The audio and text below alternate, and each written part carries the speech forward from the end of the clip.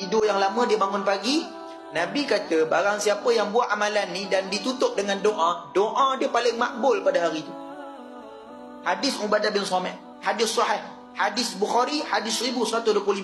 Apa amalan dia? Pendek, ringkas, kita dah selalu baca tuan-tuan, tapi kena buat waktu dia. Bangun pagi, tidur, bangun pagi, awal pagi, jangan tengok telefon lagi. Bangun pula kena duduk dulu 2-3 minit. Jangan bangun terus berdiri ambil sembahyang kelang kabut. Kalau subuh dah gajah, kena gerak jugalah. Tapi kalau bangun awal, kena relax dulu, bagi darah jalan lancar, tarik nafas, minum air. Jadi sebelum nak minum air, sebelum nak itu, sebelum tengok telefon, sebelum nak usik sana usik sini, sebelum nak kejut anak-anak, sebelum nak bergerak, buat benda ni dulu.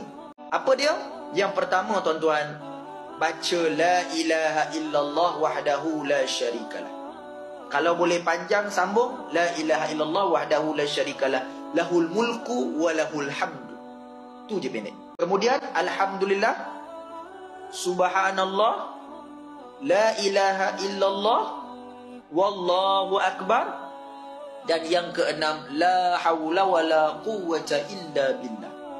Habis, tutup dengan doa, Allahumma gfirli zunubi. Baca apa-apa doa, ya Allah mudahkan urusanku, ya Allah. InsyaAllah, Nabi kata, siapa buat amalan ini tiap-tiap hari istiqamah, segala doa, segala hajat Tuhan akan segerakan. Dan itulah doa yang paling Allah Ta'ala nantikan pada hari itu, doa yang paling disukai, dan doa yang paling akan dimakbulkan pada hari itu.